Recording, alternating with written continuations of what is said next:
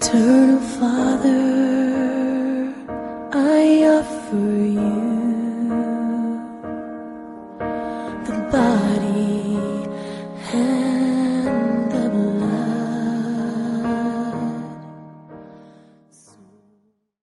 Bwana Yesu Kristo asifiwe sana. Ni siku nyingine, asubuhi nyingine na wakati mwingine ambayo Kristo wetu amefanya na amenileta hapa na tena na asubuhi ya leo. Ikiwa leo hii ndiyo jumu ya pili ya kwanza katika mwezi wa pili, Mungu wetu wa ukofu, Mungu wetu wa ajabu amenituma na tena ili tupate kusemezana katika neno lake, na baadaye tutaomba Mungu. Niite Askofu Joseph Odindo, mzaliwa wa Kisumu County, mahali ambapo inaitwa mahali inaitwa Kitmikai. Kwa sasa ninavyozungumza nakaa Nairobi, mahali inaitwa Kibera, mahali ambapo inaitwa Olympic Estate. Kanisa letu liko mahali inaitwa Katwekera, hapo opposite PG Church. Leo hii Mungu amenipa kibali ya kufika hapa na tena ili tupate kuongea na tuelewane katika neno hii ambayo Mungu ameweka katika moyo wangu, katika kinywa changu na katika mdomo wangu, ili nipate kuzungumza na yule ambaye amepata nafasi ya kunitazama na asubuhi. Namba hizi ambazo siko hapa ni zangu. Ukipiga simu nitapokea, lakini sio sasa. Baada ya kumaliza mahubiri haya utaongea, utapiga simu, tutazungumza. Ukitaka kujua kanisa letu, ukitaka kututembelea kanisani, ukiwa unahitaji maombi ama ukiwa unahitaji tupate kuzungumza pamoja, mimi niko tayari kuzungumza na wewe, niko tayari kuomba pamoja na wewe na tuone kila ambacho Mungu atafanya. Nikubalie nisome neno la Mungu, alafu tukubaliane katika neno hii, nayo Mungu atakuwa Mungu. Leo hii nasoma kitabu ya Hesabu, nasoma neno katika kitabu cha Hesabu. Hesabu ni 14, nasoma mstari wa 11, 12, 13, 14, 15 na 16. Alafu tutakubaliana katika neno hii. Ninasoma katika kitabu hii ambayo ni Hesabu 14, mstari wa 11 hadi 16, na maandiko takatifu inasema hivi: Bwana Mungu akamuuliza Musa, "Je, watu hawa watanidharau hata lini? Wasiniamini hata lini? Nijapokuwa nimefanya ishara hizo zote kati yao. Nitawapiga kwa tauni na kuwaondolea urithi wao. Nami nitakufanya wewe kuwa taifa kubwa, kisha yenye nguvu kuliko wao." Basi Musa akamwambia Bwana, "Ndipo Wamisri watasikia habari hizo, kwa kuwa wewe uliwaleta watu hawa kwa uwezo wako kutoka nchi yao. Kisha wataambia wenyeji wa nchi hii, wamesikia wao ya kuwa wewe Bwana kati ya watu hawa. Maana wewe Bwana umeonekana uso kwa uso, na wingu lako limesimama juu ya hao. Kisha wewe umewatangulia mbele yao katika nguzo ya wingu mchana na katika nguzo ya moto usiku." Mstari wa 15 inasema, "Basi kama wewe ukiwaua watu hawa mfano wa mtu mmoja, ndipo taifa iliyosikia habari za sifa zako watakaponena na kusema, ni kwa sababu yeye Bwana hakuweza kuwaleta watu hao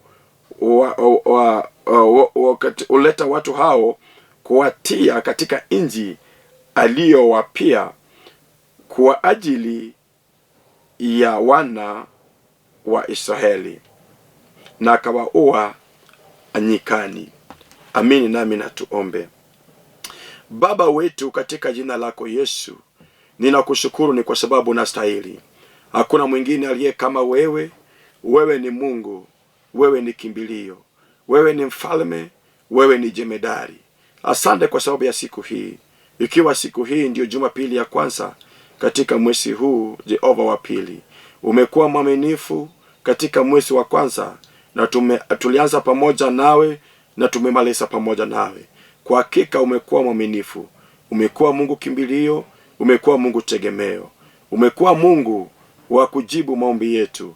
Na kwa hakika mahali ambapo tumefika, tunasema wewe ni mfalme na wewe ndiye Ebeneza. Asante kwa sababu ya wale wote ambao wanitazama, wale wote ambao wananiona na wote wanaonisikia. Jehova, kila mmoja wao ninamkabidhi mkononi mwako. Tawala kila mmoja na ukasikia maombi ya kila mmoja na ukatende kama Mungu, kwa sababu wewe ni mfalme. Pokea sifa, ni kwa sababu unastahili kupokea sifa zetu. Katika jina lako nimeomba na hata nimeamini. Amen. Basi namshukuru Mungu mara nyingine tena na asubuhi ya leo. Mungu wetu aliye mkuu sana amekuwa mwaminifu kwetu, na ninaamini kwamba hata wewe unalo kila sababu ya kusema kwa hakika yeye ni Mungu. Ni kwa sababu umemwona katika yote, katika nyumba, katika familia, katika ndoa na katika jamii. Na leo hii na asubuhi ya leo, kwa hakika ninaamini kwamba unayo kila sababu ya kusema yeye ndiye Mungu, na kando na yeye hakuna mwingine aliye kama yeye. Ni kwa sababu alianza pamoja nasi mwaka huu tarehe moja, siku ya kwanza katika mwaka huu, mpaka tulivyokuwa tumemaliza mwezi huu wa kwanza, siku 31 imeisha, na tumeanza mwaka huu ambao ni mwaka wa pili, ikiwa leo hii ni tarehe 5. Kwa hakika Mungu wetu ni mwaminifu, atakuwa mwaminifu mwaka huu wote, tukiwa tutaendelea kumtegemea na kumtumainia katika yote. Leo hii na asubuhi ya leo, Mungu wetu wa ajabu, aliye mwaminifu sana, aliye Mungu wetu wa wokovu, amenituma ni kwa sababu yako, ili tupate kusungumza na tuelewane. Na mwisho wa neno hii tutaomba pamoja na mtu ambayo atakuwa ameamini neno ambalo Mungu amenituma nayo. Na ninakuhakikishia na ninakwambia pasipo kutolia shaka kwamba Mungu wetu aliyenituma, yeye Mungu wetu wa wokovu asiyebadilika, aliye na nguvu zote, atasikia maombi ya mtu atakaye kuwa na imani, na atasema kwa hakika ninamwamini Mungu katika yote, katika matatizo zangu, katika kilio changu na katika kudharauliwa. Ninaamini kwamba Mungu yeye ndiye mwenye nguvu, asiyebadilika, na atakutenda mema. Nimesoma neno katika kitabu cha Hesabu 14 na mstari ni ule wa 11, na nimeenda mpaka 16 ndogo, na hiyo neno ndio nataka nisungumzie. Maandiko takatifu inaongea ikisema kwamba vile Mungu alivyoenda kwa Musa na kanena na Musa, na naambia Musa, Bwana akamuuliza Musa, je, watu hawa watanidharau mpaka lini? Watakosa kuniamini mpaka lini? Ijapokuwa nimefanya ishara makubwa kati yao, lakini wameendelea kunidharau na wamekosa kuniamini. Na nimetenda ishara tofauti, nimetenda ishara maajabu katikati yao, vile nilivyowatoa katika mji wa Misri, nikatembea nao katika nyikani, katika milima na mabonde, nikavuka nao katika mto, na nimeenda pamoja na wao, nimewalisha katika jangwa, katika njia ya kimiujiza, nimewatolea maji katika mwamba, katika njia ya miujiza, nimewavisha ama nguo waliokuwa wamevaa ni wametembea nao miaka mingi, lakini manguo hizo haijaseeka, hata viatu haijatoboka. Nimefanya ishara katikati yao, lakini hawa wana wa Israeli, anauliza Musa, je, hawa watu watanidharau mpaka lini? Watakosa kuniamini mpaka lini? Ingawaje nimefanya ishara makubwa kati yao, nimetembea pamoja na wao katika malima na mabonde, nimekuwa Mungu wao, na wao wana wa Israeli wamekuwa watu wangu, na nimewatunza, nimewalinda, nimewahifadhi, nimewasingira na ukuta wa ajabu, ili maadui zao wasije wakawapata. Lakini wakawa wamenidharau tu, wakawa wamekosa kuniamini. Sasa Mungu anauliza Musa, je, watu hawa watakosa kuniamini mpaka lini? Watanidharau katika njia hii mpaka lini? Watakosa kuniamini mpaka lini? Ingawa nimefanya ishara ya kuwaonyesha kwamba mimi ndiye Mungu, nimefanya ishara ya kuwaonyesha kwa hakika mimi ndiye mfalme ambayo wanastahili kumwabudu, wanastahili kumwamini, wanastahili kumheshimu. Hata ingawa nimefanya haya yote, wamenidharau tu. Hata ingawa nimefanya haya yote, bado wamekosa kuniamini tu. Sasa Mungu anauliza Musa, aliyekuwa kiongozi wana wa Israeli, aliyekuwa wanaongoza wakielekea katika nchi ambayo ni nchi ya ahadi, ambayo Mungu aliahidi mababu zao kwamba atawapatia. Bwana Yesu Kristo asifiwe sana. Lakini wana wa Israeli wakawa wamesahau na agano walioweka na Mungu, walivyokuwa pale katika mji wa Misri. Walivyokuwa pale katika mji wa Misri, Mungu akawa wamepatia wana wa Israeli ahadi, amepatia wana wa Israeli sheria ya kufuata katika ile nchi ambao wanaenda na katika ile safari ambao wako nayo. Na Mungu wetu wa mbinguni, ninapenda Mungu ni kwa sababu Mungu wetu ni Mungu wa agano. Kiwa anataka kutembea na mtu, lazima afanye maagano pamoja na mtu yule. Ama kiwa anataka kutembea na boma, ama kawa anataka kutembea na mji, lazima awe na maagano pamoja na mji yule, ama katika na yule kijana, yule msana, yule mwanaume, yule mama. Lazima Mungu awe ameweka agano na mtu, kwa sababu hiyo ndio sababu anaitwa Mungu wetu wa agano, ama Mungu wetu wa Biblia, Jehova wetu asiyebadilika. Ni kwa sababu akiweka maagano na wanadamu, yeye ni Mungu asiyebadilisha maagano ambayo ameweka na wanadamu. Kila wakati yeye ni Mungu anayetunza maagano aliyoweka na wanadamu, aliyeweka na watu wake, aliyeweka na watumishi wake. Ingawa wanadamu ni watu ambao wanasahau na maagano walioweka na Mungu. Hata ninavyozungumza, ninaamini kwamba kunayo watu wanaonitazama wamewacha maagano walioweka na Mungu, wamewacha vile vitu ambao waliahidi kwamba Mungu ukinifanyia hiki, ama ukinifanyia kile, ukininua katika kiwango hii, ukinipa hii mfalme,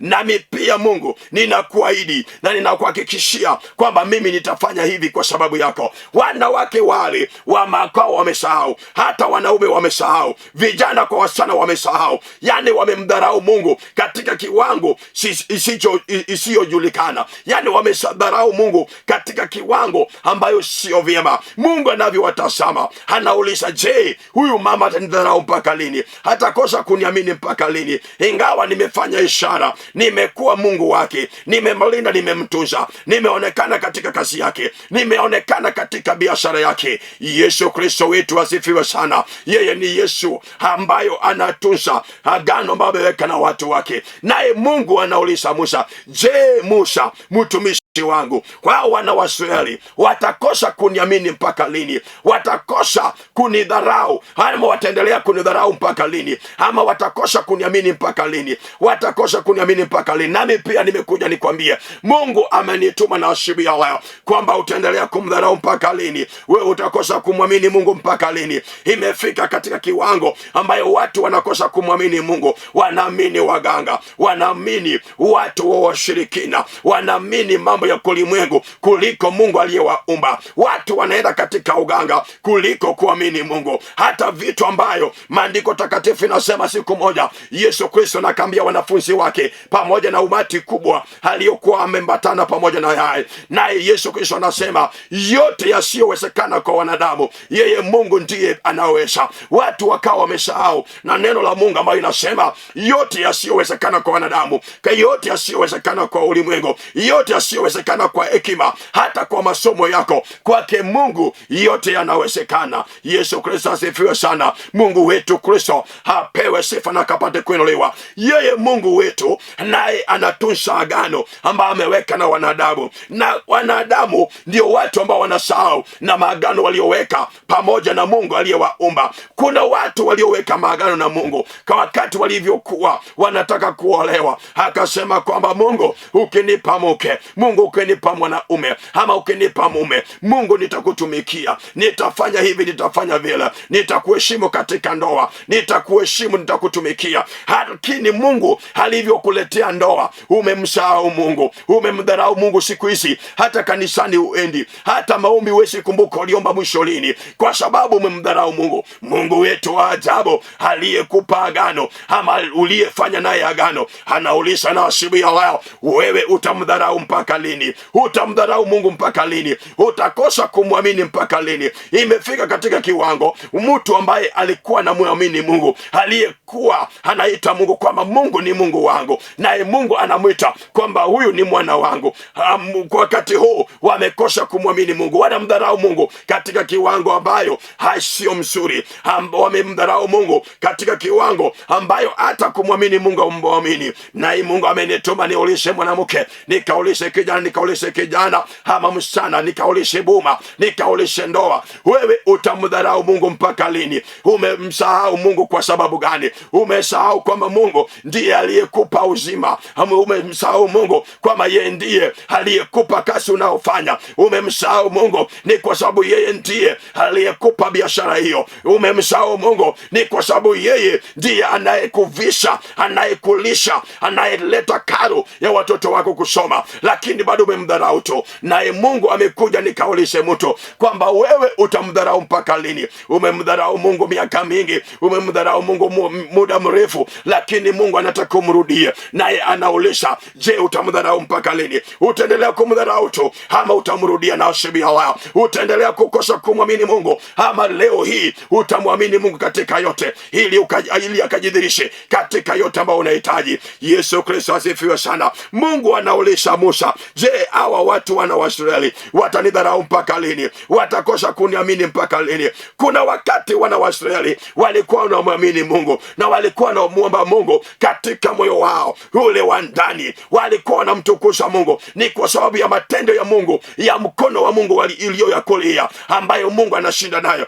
Mungu alikuwa anawaongosha. Maandiko takatifu anasema kwamba naye Musa alivyosikia vile Mungu ameongea na hasira kubwa kwamba watu watanidharau mpaka lini na watanikosa kuniamini mpaka lini, na mimi nimefanya ishara katikati yao na nimejidhihirisha kwamba mimi ndiye Mungu. Nimewatoa katika nyumba ya utumwa, nyumba ya mateso, nyumba waliokuwa wanafanya kazi ngumu ndio wapate kupata chakula. Nikawatoa katika gereza ya kufanya kazi ngumu ndio upate kukula, na mimi pia nikawatoa pale na kwa mkono wangu. Hata ingawa Farao hakutaka wana wa Israeli wakapate kutoka, lakini nikawa nimetesa Farao na nchi ya Misri, wakakubali watu hawa wakaondoka. Lakini nilivyotembea pamoja na hao katika malema, katika nyikani, katika barabara, katika mabonde na milima, mimi nikajionyesha ama mimi nikaonyesha wana wa Israeli kwamba mimi ndiye Mungu. Walivyotaka chakula nikaleta mana, wakakula katika njia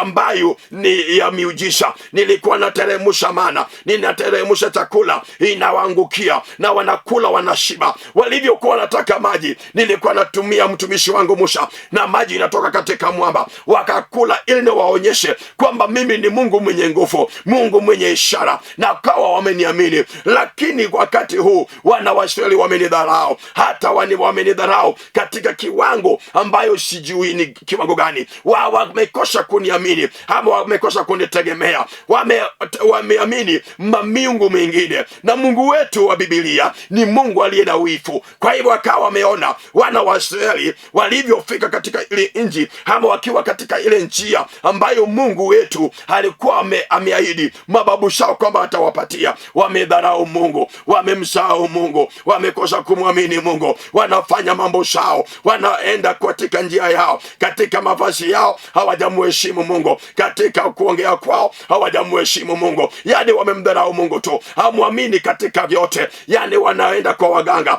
wanafanya vitu visiso ambayo Mungu wetu wa Biblia, Mungu aliyeondoa katika nyumba ya utumwa, Mungu aliyeondoa katika mji wa Misri, katika nyumba ya mateso.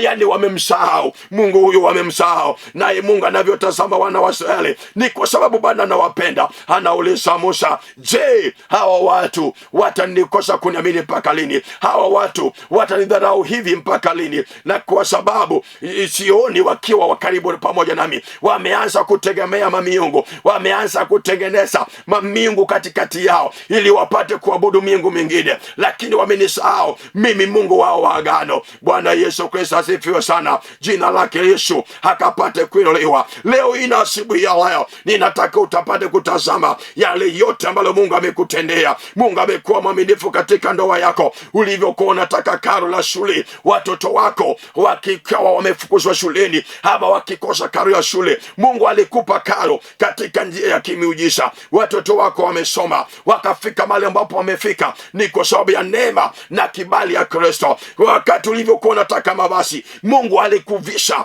pasipo wewe kutoa jasho. Mungu amekuvisha katika njia ya kipekee, ukawa na manguo hata ya kupita kiasi. Wakati ulivyotaka viatu, Mungu amekupatia viatu ambayo ni mzuri, ya ambayo ni mingi hata kupita kiasi. Lakini shetani ambayo ni muongo akakufanya ukasahau na yule aliyekutendea haya yote. Sasa Mungu amenituma nikakulishe msana, nikakulishe wewe kijana, wewe mama, nikakulishe. Utamdharau Mungu mpaka lini? Utakosa kumwamini Mungu mpaka lini? Mpaka umeacha Mungu unategemea waganga, umeacha Mungu unaamini waganga, unaenda kwa waganga ili wakakupe bahati ya kazi, wakakupe bahati ya biashara, lakini unasahau hata huyo mganga ambaye unaenda kwake ni huyu Mungu tu aliyemuumba ule mganga. Sasa swali ni nani aliye na nguvu kuliko mwingine? Yule aliyeumba mganga ama yule mganga aliyeumbwa na Mungu? Watu wamemsahau Mungu, lakini leo na asubuhi ya leo Mungu wetu wa Biblia aliyeumba mbingu na nchi, aliyetenda ishara na maajabu, ukawa binadamu ama ukawa mtu wakati uliokuwa unadharauliwa, wakati watu walikuwa wanakuona kama si kitu, lakini Mungu huyu akawa umekuinua kutoka mafumbini, akakuketisha mahali ambapo uko. Kwa hakika sasa hivi unajulikana na unashemika, lakini umemsahau Mungu. Mungu wetu amenituma nikaulishe mwanamke, nikaulishe mwanaume. Wewe utamdharau Mungu mpaka lini? Ni vyema kumrudia Kristo, naye Mungu anaulisha kwamba wewe au watu watendharau mpaka lini? Kuna wakati mwingine ambayo Mungu alivyoona wana wa Israeli vile walivyokuwa wanaenda, vile vitu walivyokuwa wanafanya, naye Mungu akaambia Musa kwamba Musa, hao watu wamenidharau na zile vitu ambao wamefanya, kuanzia leo hawa watu hawatakuwa watu wangu tena, bali watakuwa watu wako. Umejua Mungu wetu kama mtu ameharibu maagano yake na Mungu, naye Mungu wetu ni Mungu wa hasira. Wakati mwingine anakasirika na watu kwa sababu watu wanafunja maagano walioweka na Mungu. Naye kwa wakati mwingine hawa wana wa Israeli wakawa wamefanya machafu, wakawa wametenda dhambi, wakawa wamefanya mambo yasiyofaa mbele yake Mungu. Naye Mungu akashuka akaambia Musa, unasikia Musa, hawa watu wana wa Israeli sasa kuanzia leo sio watu wangu tena, bali watakuwa watu wako, kwa sababu wao watu wana wa Israeli walisahau wema na uzuri wa Mungu, walisahau vitu vyote ambayo Mungu huyu aliwatendea. Nami pia Mungu na asubuhi ya leo nimekuja niambie mtu kwamba Mungu anakupenda sana, anakujali, na ndio maana amenituma nikulishe. Utamdharau mpaka lini? Utamkosa kumwamini mpaka lini? Na yeye ndiye Mungu anayetenda ishara na maajabu. Ni vyema kumrudia Mungu tunavyoanza mwezi wa pili, kwa sababu Mungu wetu hataanza pamoja nasi. Alianza pamoja nasi kwa sababu leo ni tarehe 5, lakini tunatarajia kwamba nende pamoja nasi mpaka mwisho wa mwaka huu, mpaka mwisho wa mwezi huu wa pili, ili tukamuone katika yote. Ni vyema kumrudia Mungu. Kama unamdharau Mungu, usimdharau tena. Kama ulikosa kumwamini Mungu, endelea kumwamini Mungu, ni kwa sababu yeye ndiye anaweza.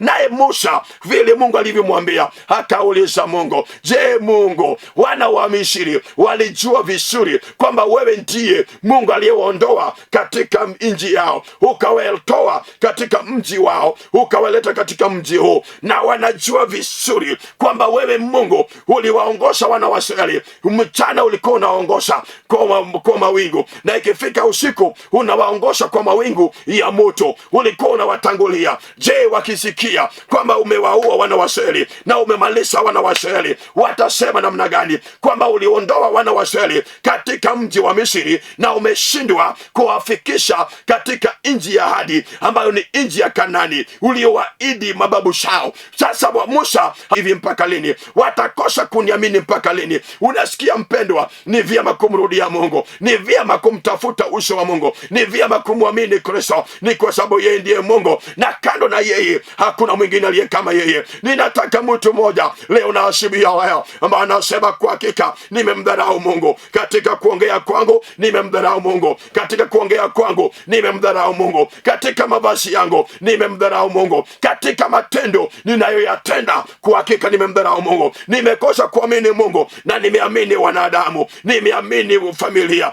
nimeamini wanadamu pasipo kujua kwamba kuna Mungu aliyeniumba ambaye anastahili kuaminiwa. Leo inasubia leo nitapata mtu, hawe ni mtoto mdogo, hawe ni msichana ama kijana, ambaye anasema kwa hakika nimerudi kwa akili yangu, nimegundua kwa hakika toka kwa njia nikamdharau Mungu na shetani alifanya nikasahau mema na mazuri ni yote ambayo Mungu amenitendea. Lakini ni vyema nitamrudia Mungu na asubuhi ya leo, ili nikapate kumheshimu, nikapate kumwamini. Na mara nyingine tena ni vyema kumwamini Mungu. Mungu anasema, naambia wana wa Israeli, ni kwa sababu wana wa Misri watalitusi jina langu, watauliza, je, Mungu huyu aliyotoa wana wa Israeli katika mji wa Misri, aliyetoa wana wa Israeli kwa mkono wake katika mji wa Misri, hiyo angeweza kuwafikisha katika ile nchi aliyewaahidi mababu zao? Sasa Mungu anaambia Musa, basi nitatenda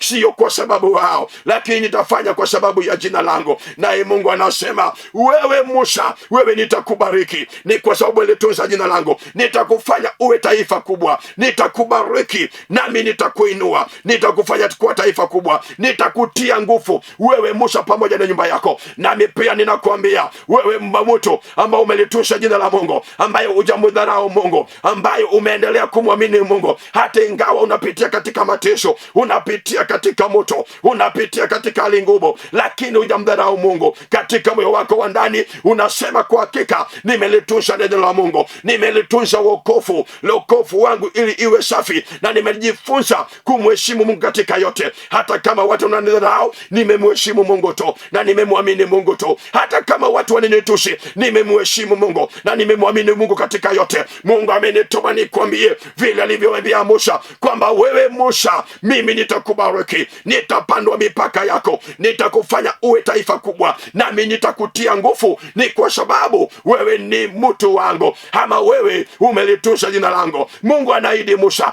naye Mungu anakuahidi leo na asubuhi ya leo, kwa sababu wewe hujamdharau Mungu, ni kwa sababu uliendelea kumtegemea Mungu. Hata kama watu walikutoroka, hata kama watu walikutusi, hata kama watu waliona kwamba wewe ufai, au kumdharau Mungu, ulienda kumtumainia Mungu tu. Hata kama watu waliona kwamba wewe ufai, wakakutusi na wokovu uliokuwa unatembea nayo, nimekuja nikwambie, endelea kumtumainia, endelea kumwamini Mungu tu. Usimdharau Mungu katika wokovu wako, usimdharau Mungu katika kila jambo ambalo unayapitia. Endelea kumheshimu Mungu, endelea kumwamini Mungu, ni kwa sababu yeye Mungu anakutazama. Alivyoangalia wana wa Israeli, akaona wana wa Israeli wote wamemtoka, wamemuacha, wanatenda maovu, wameingilia katika dhambi, wamemdharau, wamekosa kumwamini. Lakini katikati yao akapatikana mtumishi wake Musa. Anaambia Musa kwamba wewe Musa, wewe mimi nitakubariki, nitapandwa mipaka yako, nitakutia nguvu wewe Musa, ni kwa sababu ya kutisha jina langu, ni kwa sababu ya kutusha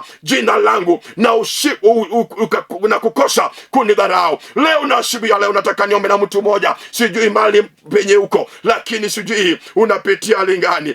Ukiwa mgonjwa, kumwamini Mungu tu. Mungu anasema, anauliza Musa, watakosa kuniamini mpaka lini? Leo nataka yule ambaye anasema kwamba nataka kuamini Mungu katika hili mambo ambayo nataka Mungu anitendee. Yeye ni Mungu anayegusha watu, anayetendea watu kulingana na imani ambayo wao watu wako nayo. Ninaamini kwamba kuna imani. Leo asubuhi ya leo nataka niombe pamoja na mtu. Uwe mgonjwa, uwe na shida gani, uwe unataka karo la shule, Mungu wetu ni wa ajabu. Yeye ndiye mwenye fedha na dhahabu. Mungu wetu ni tajiri, anaelesha ndovu na analesha hata simba, hata samaki, analesha vitu vyote viliomo duniani kote. Yeye ni mwaminifu, hata kuwa mwaminifu kwako. Amini nami ili nipate kuomba pamoja nawe, ili tuone kila ambacho Mungu atafanya. Amini pamoja nami. Baba wetu, wewe Mungu wetu wa ajabu, tazama mama huyu ametambua kwamba alikudharau, huyu mwanaume alitambua kwamba amekudharau, na leo hii na asubuhi ya leo anakurudia, amekumbuka yale yote ambayo umefanya,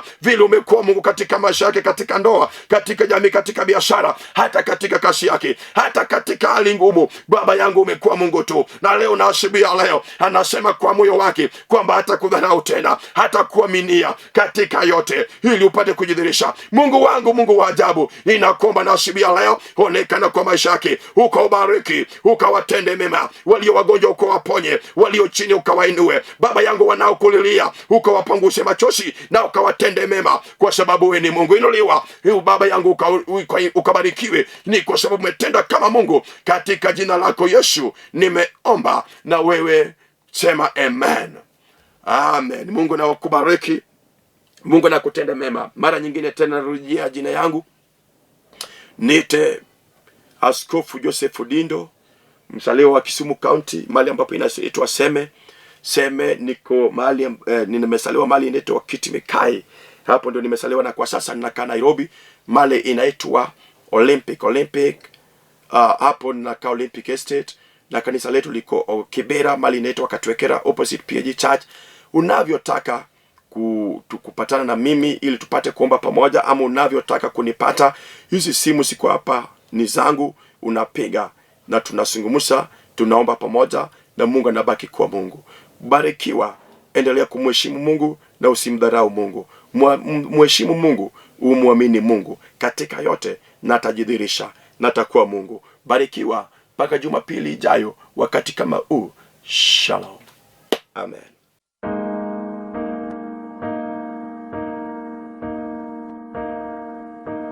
Eternal Father, I offer you